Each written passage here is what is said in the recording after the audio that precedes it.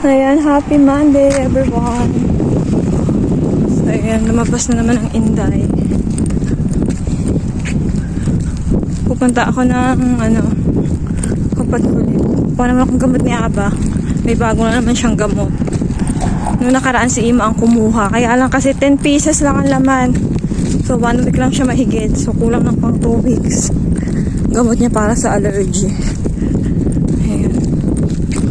Lakad na naman ang Inday.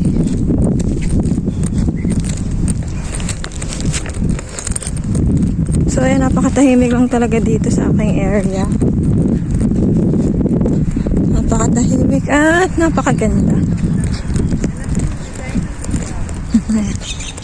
Diba ang ganda dito mag-picnic, oh. Tada!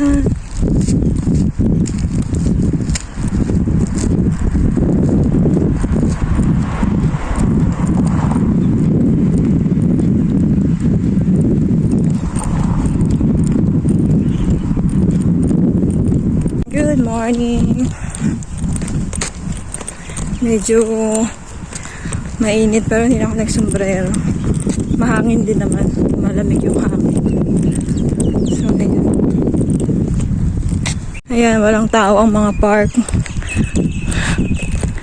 Ang mga bata ay stay at home. Stay at home sila.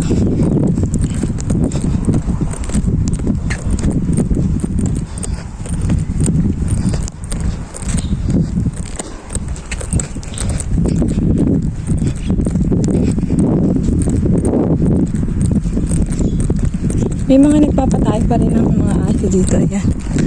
Gaganda ng mga tahimik lang talaga dito. Napakatahimik. Kaya may mga nagpapatay ng aso. Mga ganun. Ito. Nagpatay siya ng aso. Ayan, diba? Dito ako dumaan sa tower. Dadaanan ko yung tower dito.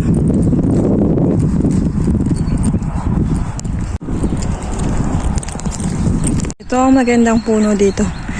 Dati nagpipiknik kami dito nung mayroon pa kaming kababayan dito malapit. Kaya lang namatay na kasi ang alaga niya. Hindi na siya dito.